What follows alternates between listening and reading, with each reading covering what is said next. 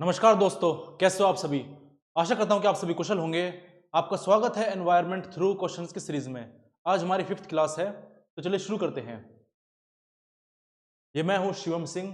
मेरा GRF qualified है political science से, और ये हमारा कोर्स चल रहा है, आप इसको परचेज कर सकते हैं।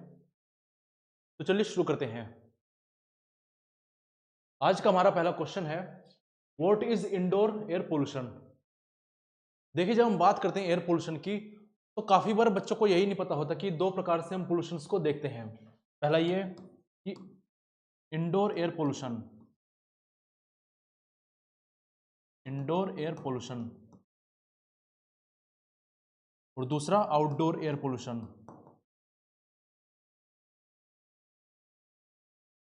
तो जब हम बात करते हैं आउटडोर एयर पोल्यूशन की, तो जैसे हम बात करते हैं वाहनों से जो धुआं निकल रहा है, फैक्ट्री से जो धुआं निकल रहा है, एसिड रेन जो हो रही है, या फिर फ्लाई ऐश की वजह से जो हो रहा है, ये सब क्या है, आउटडोर एयर पोल्यूशन में आते हैं। मुख्य रूप में हम इन्हीं को डिस्कस करते हैं, लेकिन इंडोर एयर पोल्यूशन के बारे में कम ही डिस्कशन होता है। तो इंडोर एयर पोल्यूशन क्या होता है? तो इंडोर एयर पोल्यूशन ये होता है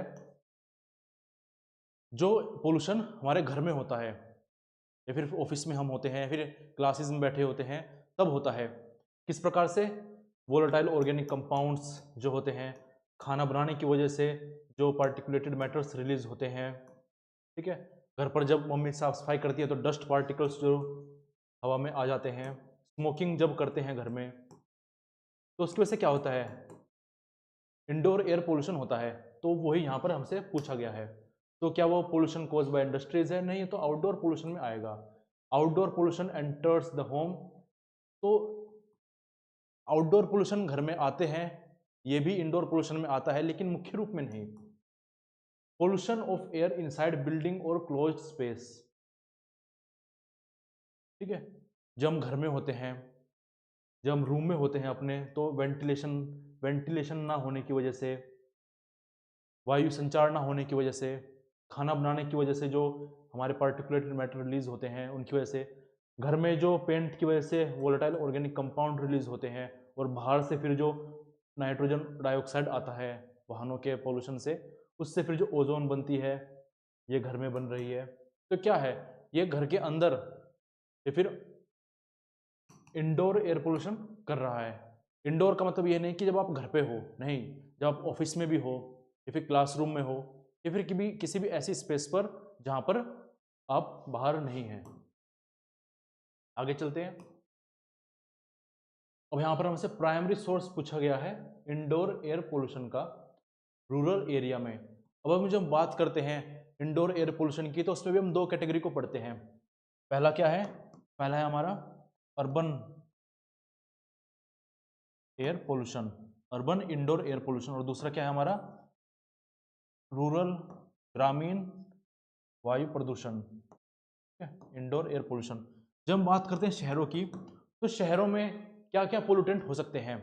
तो वह हमारा वोलेटाइल ऑर्गेनिक कंपाउंड जो पेंट के थ्रू निकलता है। दूसरा क्या हो सकता है हमारा? दूसरा हमारा वाहनों से जो घर में धुआं आता है उसकी वजह से जो ओजोन बनता है। तीसरा स्मोकिंग, हम आमतौर पर देखते हैं हम घर में जब खाना बनता है तो कार्बन मोनोऑक्साइड गैस निकलती है, ठीक है। तो ये मुख्य रूप में घर में पोल्यूशन क्रिएट करते हैं। पुअर वेंटिलेशन की वजह से शहरों में जो लोग रहते हैं काफ़ी छोटी छोटी स्पेसेस में रहते हैं, तो उसकी वजह से क्या होता है, सांस लेने की वजह से बार बार ऑक्सीजन कम होता रहता है और कार्बन डाइऑक्साइड की मात्रा बढ़ती रहती है। तो भी तो एक प्रकार से एयर पोल्यूशन ही तो है। एयर पोल्यूशन का मतलब ये नहीं है कि केवल कुछ हजार्डियस केमिकल्स हवा में आ गए हैं। एयर पोल्यूशन की अगर हम डेफिनेशन की बात करें, तो ऐसे प्रदूषक तत्वों का वायुमंडल में होना, और इतनी मात्रा में होना या फिर इतने समय तक होना जो मानव स्वास्थ्य के लिए हानिकारक होता है। तो ऑक्सीजन कम होगा, कार्बन डाइऑक्साइड बढ़ेगी, तो अभी तो एक प्रकार से मानव के लिए, मानव हेल्थ के लिए, ह्यूमन हेल्थ के लिए अच्छा नहीं है। और जब हम बात करें रूरल एरियाज़ की, तो वहाँ पर हम जानते हैं कि खाना बनाने के लिए लकड़ियों का इस्तेमाल किया जाता है, उपले का इस्तेमाल किया जाता है, कोयले का इस्तेमाल किया जाता है। तो वहाँ पर carbon monoxide gases, particulated matters release होते हैं। काफ़ी सड़क कच्ची होती है, इसलिए डस्ट भी काफ़ी रिलीज होता है ना। और मुख्य रूप में यही सारी चीज़ें होती हैं। वेंटिलेशन की तो कमी मुश्किल पाई जाती है, लेकिन हाँ रसोई में जो गांव की रसोई होती है वहाँ पर धुआं काफ़ी होता है, खाना बनाते समय स्मोक काफ़ी रिलीज होता है। वोलेटाइल ऑर्गेनिक कंपाउंड गांव में कम ही पाए जाते हैं। तो क्या है, क्या वो एलपीजी स्टोव का इस्तेमाल है जिससे गांव में एयर पोल्यूशन हो रहा है घर के अंदर? क्या वो इंडस्ट्रियल एमिशन है? गांव में तो इंडस्ट्रियल एमिशन नहीं होता। क्या वो व्हीकल एमिशन है? तो गांव में वाहन भी काफ़ी कम होते हैं। तो वह हमारा बायोमास को बर्न करना कुकिंग के लिए और हीटिंग के लिए, इससे जो स्मोक निकलता है, इससे जो जहरीली गैसेज जो निकलती है, वो गांव में इंडोर एयर पोल्यूशन का काम करती है। आगे बढ़ते हैं। अब यहाँ पर पूछा गया है कौन सा कॉमन इंडोर एयर पोल्यूटेंट नहीं है। तो हमने अभी डिस्कस किया था कार्बन मोनोऑक्साइड है, जब खाना बनाते जब निकलता है। सल्फर डाइऑक्साइड ये वाहनों से निकलता है जो कि एसिड रेन करता है, सल्फ्यूरिक स्मोग करता है।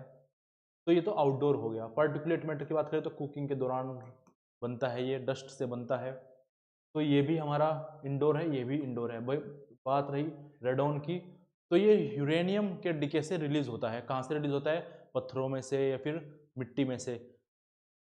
अब आप पूछोगे सर ये फिर इंडोर एयर पोल्यूशन कैसे हुआ? तो इस रूप में हुआ कि देखिए जब बाहर ये रिलीज होता है छोटी छोटी मात्रा में, तो ये इवेपोरेट होकर ऊपर जाता जाता है ना। एटमॉस्फेयर काफ़ी बड़ा है तो ऊपर चला गया एटमॉस्फेयर में। लेकिन अगर हम बात करें घर की, तो घर की चार दीवारी है,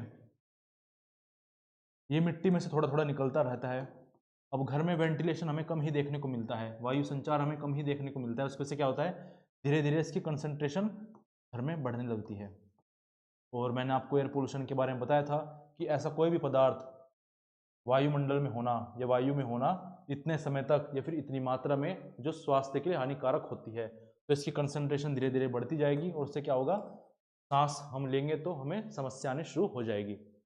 तो इंडोर एयर पोल्यूशन में हमारा कार्बन मोनोऑक्साइड आता है, रेडॉन आता है और पार्टिकुलेट मैटर्स आते हैं, सल्फर डाइऑक्साइड नहीं आता। आगे चलते हैं। देखिए ये कुछ सोर्सेज हैं एयर पोल्यूशन के, जैसे चूल्हा गांव में जो होता है, स्मोकिंग, डस्ट। हम मॉस्किटो रिपेलेंट्स को इस्तेमाल करते हैं काफ़ी प्रकार के घर में, वे भी सारे जब हम पेंटिंग करते हैं उसमें से जो वोलेटाइल ऑर्गेनिक कंपाउंड निकलता है, अगरबत्ती से जो धुआं निकलता है जिसे हम काफ़ी अच्छा मानते हैं लेकिन काफ़ी नुकसानदायक होता है। सर्दियों में जो हम लकड़ियाँ जलाते हैं हाथ सेकने के लिए, वो भी काफ़ी खतरनाक है। बाहर से धुआं आता है घर में खिड़कियों के थ्रू, वो भी इंडोर एयर पोल्यूशन में कंट्रीब्यूट करता है। आगे चलते हैं। अब देखिए रेडॉन गैस से क्वेश्चन पूछ लिया गया है, what is the most common source of radon gas in home. तो घर में कहाँ से रेडॉन गैस आती है? क्या वो पेंट से आती है? नहीं, पेंट से तो वोलेटाइल ऑर्गेनिक कंपाउंड आता है। फर्नीचर से आता है? नहीं, फर्नीचर से भी पॉलिश डाई की वजह से वोलेटाइल ऑर्गेनिक कंपाउंड आता है। एयर कंडीशनर से भी नहीं आता। तो कहाँ से आता है? सोइल और रॉक से, जो बिल्डिंग के नीचे है, वहाँ से धीरे धीरे छोटे छोटे पोर्स में से रूम्स में एंटर होती रहती है। वेंटिलेशन ना हो तो ये घातक बन जाती है। Which indoor activity produces highest amount of particulate matters. अब पार्टिकुलेट मैटर्स मतलब काफ़ी छोटे छोटे कण जो है, माइक्रोमीटर की जिनकी लेंथ होती है, वो कौन सा इनमें से highest amount of particulate matter को रिलीज करता है? क्या वैक्यूम क्लीनर है? नहीं। Watching television? नहीं। Reading book? नहीं। तो क्या है? ओपन स्टोव में कुकिंग करना। इससे मुख्य रूप में कार्बन मोनोऑक्साइड रिलीज होती है। कंबशन की वजह से पार्टिकुलेट मैटर भी रिलीज होते हैं। पार्टिकुलेट मैटर के बारे में मैंने आपको बताया था कि पार्टिकुलेट मैटर जब हम बात करते हैं PM10 की, तो इसका मतलब क्या है, 10 माइक्रोमीटर या उससे छोटे पार्टिकल्स की हम बात कर रहे हैं। PM 2.5 की अगर बात करें तो 2.5 या फिर 2.5 से कम माइक्रोमीटर के पार्टिकल की हम बात कर रहे हैं। कंपैरिजन अगर मैं आपको बताऊं कि कितना इनका साइज होता है, तो एक ह्यूमन हेयर जो होता है उसका जो थिकनेस होती है वो 100 माइक्रोमीटर होती है। अब आप जान लीजिए कि एक बाल जब अगर 100 माइक्रोमीटर है तो उसके कंपेयर में 2.5 माइक्रोमीटर कितना होगा, काफ़ी छोटा होगा। ये इतने छोटे पार्टिकल होते हैं कि हमारे लंग्स में जाकर हमारे ब्लड स्ट्रीम में भी पेनिट्रेट कर पाते हैं। ब्लड स्ट्रीम में जाएंगे तो नुकसान हमें काफ़ी हद तक पहुंचाते हैं। ठीक है, आगे बढ़ते हैं। आगे क्वेश्चन है, why is indoor air pollution more dangerous than outdoor air pollution. देखिए जो इंडोर एयर पोल्यूशन होता है काफ़ी खतरनाक होता है as compare to outdoor air pollution. अब आप बोलेंगे कैसे?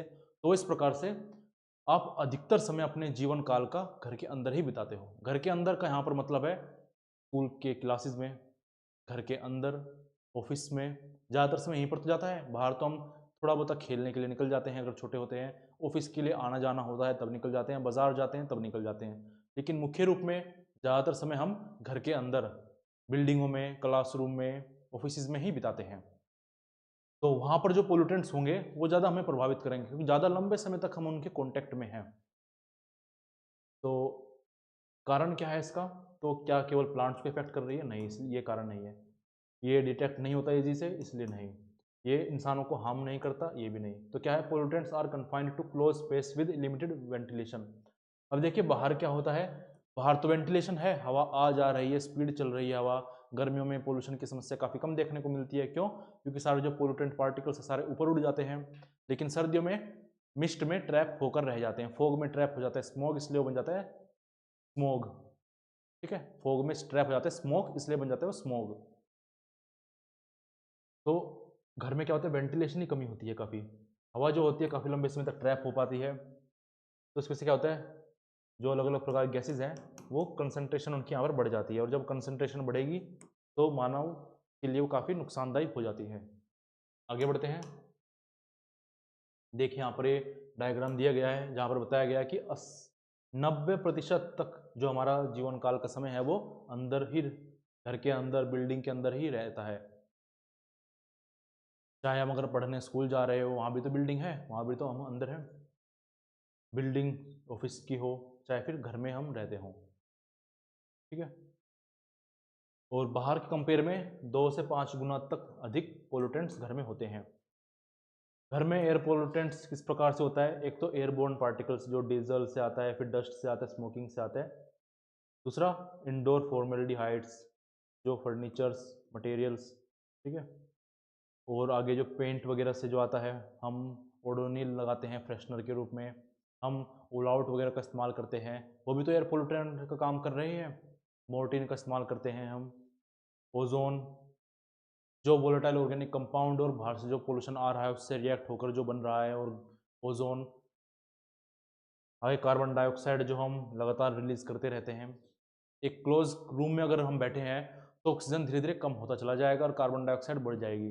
जैसे सर्दियों में आपने काफ़ी सारी खबर सुनी भी होंगी कि क्या हुआ कि एक रूम में सर्दी में कुछ व्यक्ति सोए हुए थे, उन्होंने हीटर चला रखा था या फिर कोयले जला रखे थे, तो सुबह उनकी नींद में मृत्यु हो गई। क्यों हो गई? क्योंकि कोयलों की वजह से ऑक्सीजन धीरे धीरे खत्म होता चला गया और कार्बन डाइऑक्साइड बढ़ गई। तो उससे क्या हुआ, श्वास लेने लायक वायु नहीं बची और नींद में उनकी मृत्यु हो गई। काफ़ी घटनाएं न्यूज़ में आती हैं सर्दियों के दौरान। तो क्यों हुआ? क्योंकि प्रॉपर वेंटिलेशन नहीं हो पाया।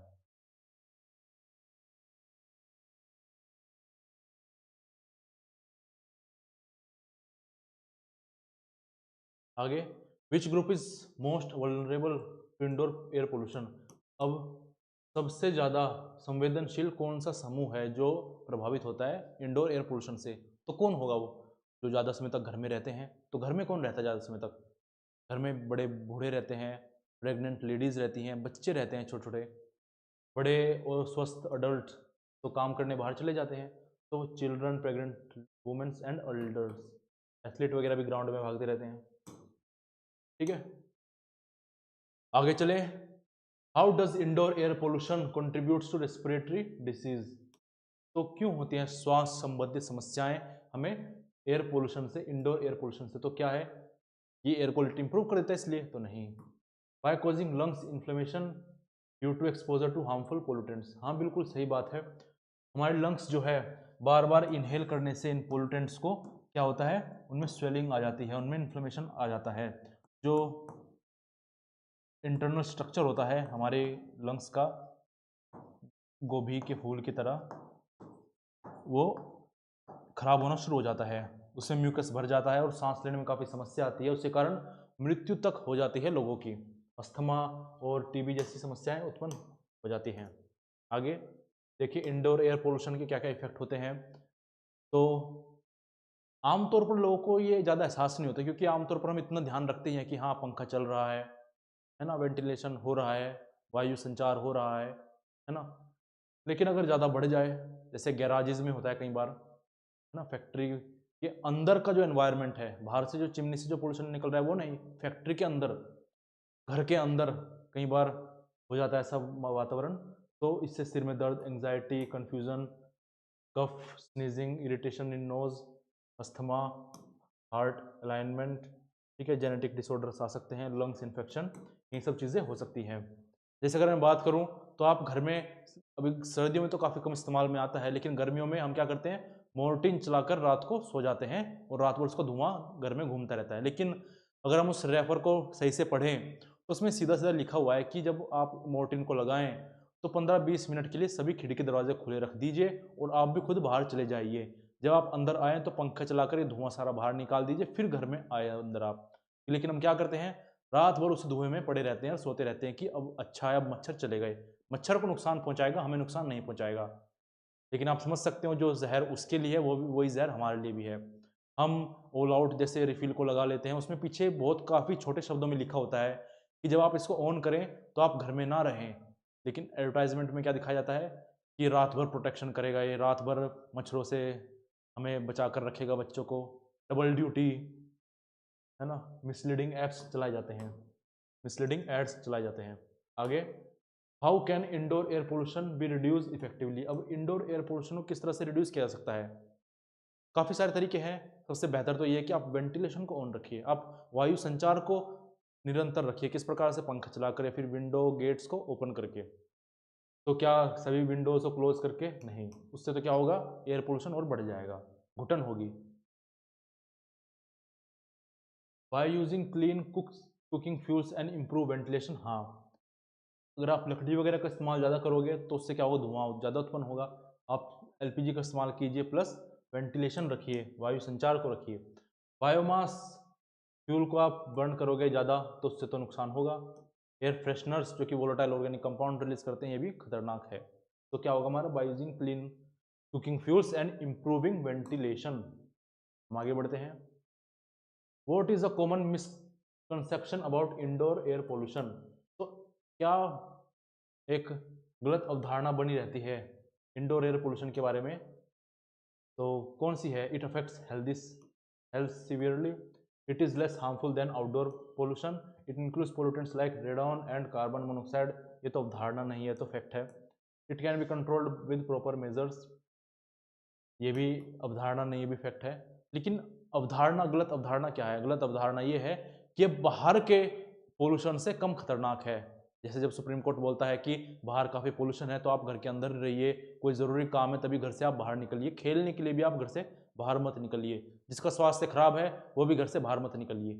लेकिन सुप्रीम कोर्ट ये मेंशन नहीं कर पाता कि इंडोर एयर पोल्यूशन जो है, जो पुअर वेंटिलेशन की वजह से हो रहा है, वो ज़्यादा खतरनाक है आउटडोर एयर पोल्यूशन से। तो आउटडोर एयर पोल्यूशन से ज़्यादा खतरनाक होता है ये, लेकिन हम क्या मिसकॉन्सेप्शन रखते हैं कि ये कम खतरनाक होता है आउटडोर पोल्यूशन से। ठीक है, आगे बढ़ते हैं। अब फ्लाई ऐश के बारे में पूछा गया है, उड़ती राख क्या है।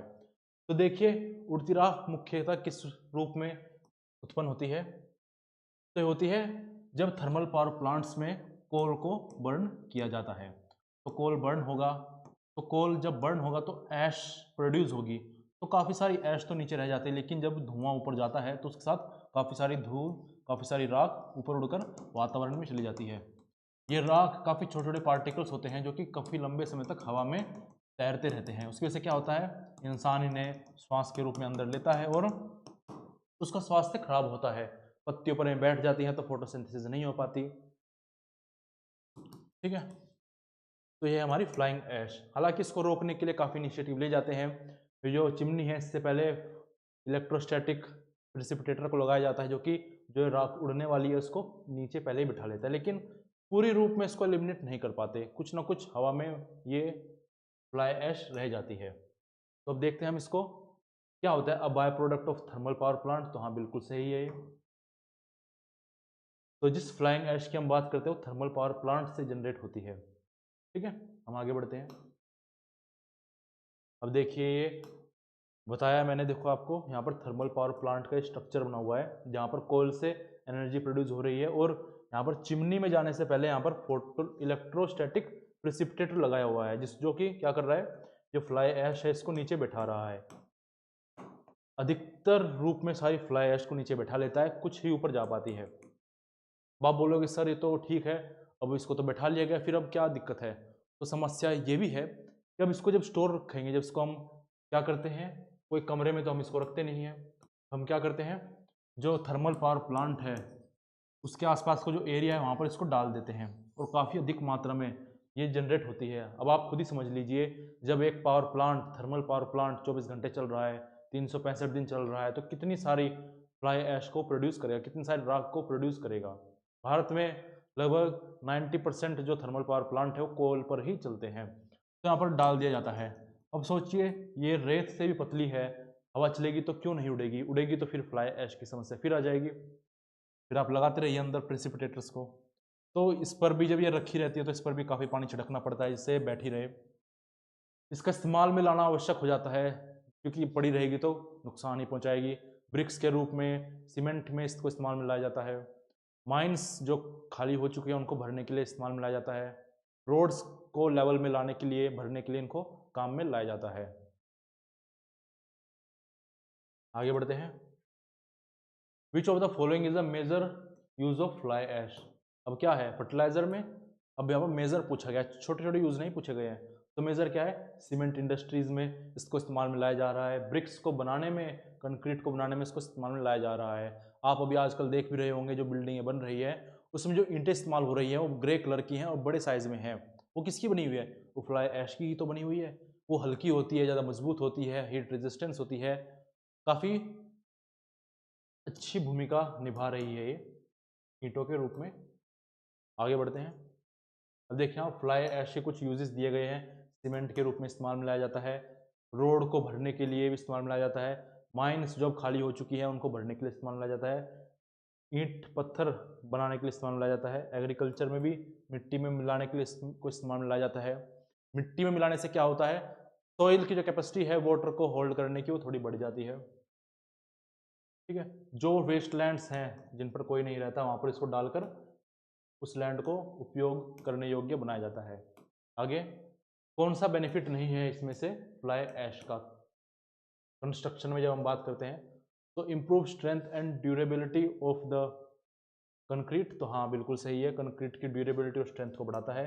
Reduce the weight of concrete structure, बिल्कुल वेट भी रिड्यूस करता है, लाइट वेट होती है ये। Reduces green house gas emission from cement production, बिल्कुल सही है। अब सीमेंट प्रोडक्शन कम होगा ना, क्योंकि हमने फ्लाई ऐश उसमें मिला दी है, सीमेंट प्रोडक्शन कम होगा, सीमेंट के प्राइसेस कम होंगे।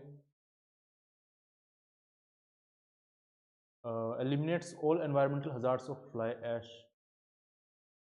हाँ, कंस्ट्रक्शन में इस्तेमाल करने से सभी जो फ्लाई ऐश के हजार्ड्स हैं वो एलिमिनेट नहीं होंगे। ठीक है, आगे बढ़ते हैं। How does fly ash contribute to environmental pollution. Environmental pollution में किस तरह प्रकार से कंट्रीब्यूट करती है फ्लाई ऐश, तो सीधी सी बात है ये एसिड रेन तो नहीं करती होगी, तो क्या करती है, इसके जो पार्टिकल्स है हवा में तैरते रहते हैं, जो कि हम श्वास जब लेते हैं तो हमारे अंदर चले जाते हैं। तो क्या है इसका, इंक्रीज सॉइल एल्कलिनिटी, नहीं, तो reduces air quality due to fine particles matters, बिल्कुल सही है। ठीक है, तो बी ऑप्शन इसको सही है। हम आगे बढ़ते हैं। What is one of the harmful effect of fly ash. तो फ्लाई ऐश का हार्मफुल इफेक्ट क्या है, क्या एसिड रेन कोज करती है, नहीं, वो तो काम सल्फर और डाइऑक्साइड का है और नाइट्रोजन के ऑक्साइड्स का है, जो हवा में जाकर पानी के साथ मिलकर सल्फ्यूरिक एसिड और नाइट्रिक एसिड बनाते हैं, फिर बस जाते हैं। Leads to respiratory problem in humans, हाँ बिल्कुल सही है, क्योंकि छोटे छोटे पार्टिकल्स इंसानों के लंग्स के अंदर चले जाते हैं। सॉइल इरोजन नहीं करती है। Increase green house gas emission, नहीं, तो हमारा क्या है, leads to respiratory problems in humans. Next, अब why is mercury a major concern in bio accumulation and bio magnification. अब जो मरकरी है वो काफ़ी बड़ा कंसर्न क्यों भर रहा है हमारे लिए बायो एक्यूमुलेशन के प्रोसेस में और बायो मैग्निफिकेशन के प्रोसेस में। पहली ही वीडियो में मैंने आपको बताया था बायो एक्यूमुलेशन और बायो मैग्निफिकेशन में अंतर क्या है। जब हम बात करते हैं बायो एक्यूमुलेशन की, तो ये टॉक्सिक सब्सटेंस का एक्यूमुलेशन है एक ऑर्गेनिज्म के अंदर, एक ऑर्गेनिज्म के अंदर पूरे उसके लाइफ स्पैन में, कि पूरे लाइफ स्पैन में उसमें कितना टॉक्सिक सब्सटेंस अंदर आ चुका है। बायो मैग्निफिकेशन की जब हम बात करें तो ये क्या है, जब हम एक ट्रॉपिक लेवल से दूसरे ट्रॉपिक लेवल पर मूव करते हैं, फिर अगले ट्रॉपिक लेवल पर मूव करते हैं, तो इस दौरान कितना वो जो टॉक्सिक सब्सटेंस है वो कितना मैग्नीफाई हो चुका है, कितना बढ़ चुका है, उसको पढ़ते हैं। तो क्यों है concern? It is highly toxic even at lower concentration, it accumulates in fish and shellfish, it affects the nervous system in humans, all of the above. तो ये सभी काम करता है। ये लो कंसंट्रेशन पर भी काफ़ी खतरनाक होता है, तो बायो एक्यूमुलेशन पे भी खतरनाक हो जाएगा एक ही ऑर्गेनिज्म में। बायो मैग्निफिकेशन फिर तो क्या ही कहने, जब एक से दूसरे ऑर्गेनिज्म में जाएगा तो उससे क्या होगा, बायो मैग्निफिकेशन होगा। जो प्रेडेटर्स होंगे वो तो खत्म ही हो जाएंगे, अपेक्स लेवल प्रेडेटर्स तो खत्म ही हो जाएंगे, क्योंकि टॉक्सिसिटी जब तक काफ़ी बढ़ चुकी होगी। इंडस्ट्रीज से निकलता है, में क्या करते हैं, मरकुरी का जो वेस्ट निकलता है उसको मिट्टी में दबा देते हैं कई बार, फिर पानी में डाल देते हैं अपनी बचत करने के लिए। उससे क्या होता है, डायरेक्ट रूप में पानी खराब होता है, इंसान जब पीते हैं वो तो खराब होता ही है। मछलियाँ खाती हैं, मछलियाँ पानी पीती हैं तो मछलियाँ बीमार होती हैं, मछलियाँ में टॉक्सिसिटी आती है, फिर उसको बड़ी मछली खाती है, उसको इंसान खा लेता है, तो सब पूरी साइकिल प्रभावित होती है। नर्वस सिस्टम इंसानों में प्रभावित करता है और अर्ली डेथ का कारण भी बनता है। जैसे यहाँ पर डायग्राम दिया गया है, क्या हो रहा है, इंसानों के द्वारा मरकुरी को पानी में छोड़ दिया गया है, फिर लैंड में उसको डाल दिया गया गड्ढा करके। अब वही रिस्क कर क्या कहाँ चला जाएगा, अंडरग्राउंड वाटर में, या फिर समुद्र के, या फिर नदियों के पानी में। उससे फिर जो एल्गीज होगी उसमें आएगा, छोटे अर्थवॉर्म्स जो आएंगे, इंसेक्ट आएंगे, फिशेज जो आएंगे उनमें आएगा, बड़ी फिश जो आएंगी और उनको इंसान खा जाएगा। और बायोमैग्निफिकेशन हर एक स्टेज पर लगभग 10% बढ़ता रहता है, और इंसान फिर अल्टीमेटली शिकार बनेगा अपने ही करतूतों का। ठीक है, बन रहा है, जिसे हम मिनामाटा डिसीज कहते हैं। मरकरी से तो होती है, क्यों? क्योंकि मिनामाटा जापान में एक जगह है जहाँ की फिशेज कंटेमिनेटेड हो चुकी है मरकरी की वजह से। आगे बढ़ते हैं।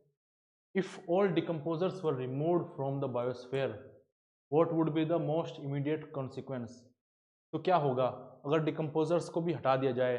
जैसे मैंने आपको बताया था कि दो प्रकार की फूड चेन है, एक तो ग्रासलैंड फूड चेन जो कि सूरज की सनलाइट से शुरू होती है, पौधे जो है सनलाइट का इस्तेमाल करके फोटोसिंथेसिस करते हैं और एनर्जी बनाते हैं, उसको फिर आगे हार्बिवोरस, कार्निवोरस, ओमनिवोरस खाते रहते हैं, जो कि ग्रेजिंग फूड चेन। लेकिन दूसरी कौन सी थी, डेट्रिटस, जो कि कहाँ शुरू होती है, डेड ऑर्गेनिज्म के, डेड लिविंग जो डेड बींग्स हैं उनकी बॉडी को खाने से शुरू होती है, और छोटे छोटे एलिमेंट्री पार्टिकल्स में ऑर्गेनिज्म उसको डिवाइड कर देते हैं, वहाँ पर जाकर खत्म होती है। तो अगर डिकम्पोजर्स जिन्हें हम कहते हैं वो खत्म हो जाएंगे, बायोस्फीयर में सट जाएंगे, तो जो डेड बॉडीज़ हैं उनको कौन रिसाइकल करेगा? कोई नहीं कर पाएगा। उससे क्या होगा, जो डेड ऑर्गेनिक मैटर है वो एक्यूमुलेट होना शुरू हो जाएगा।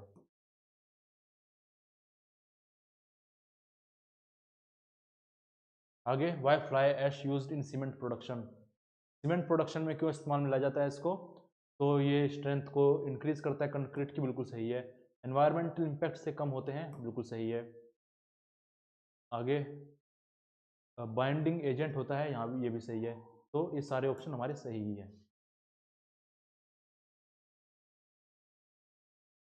ये लास्ट क्वेश्चन है हमारा, what would happen if your home has excessive indoor plants without proper ventilation? अगर आपके घर में काफ़ी सारे प्लांट्स हो जाएं बिना प्रॉपर वेंटिलेशन के तो क्या होगा? चार ऑप्शन दिए गए हैं। इंप्रूव करेगा एयर क्वालिटी को, इंक्रीज करेगा कार्बन डाइऑक्साइड के लेवल को रात में, high humidity level beneficial for health, reduces particulate matter indoor. तो इस क्वेश्चन का आंसर आप लोग दीजिएगा कमेंट सेक्शन में, है ना। हमने काफ़ी सारे टॉपिक्स को डिस्कस किया, वे सारे मिलाकर इस क्वेश्चन को आसान बनाते हैं और इसको हल करने में मदद करेंगे। आप कमेंट सेक्शन में इसका आंसर दीजिएगा। तो आशा करता हूँ आज की क्लास आपको पसंद आई होगी। मिलते हैं अगली क्लास में कुछ अलग क्वेश्चंस के साथ। धन्यवाद।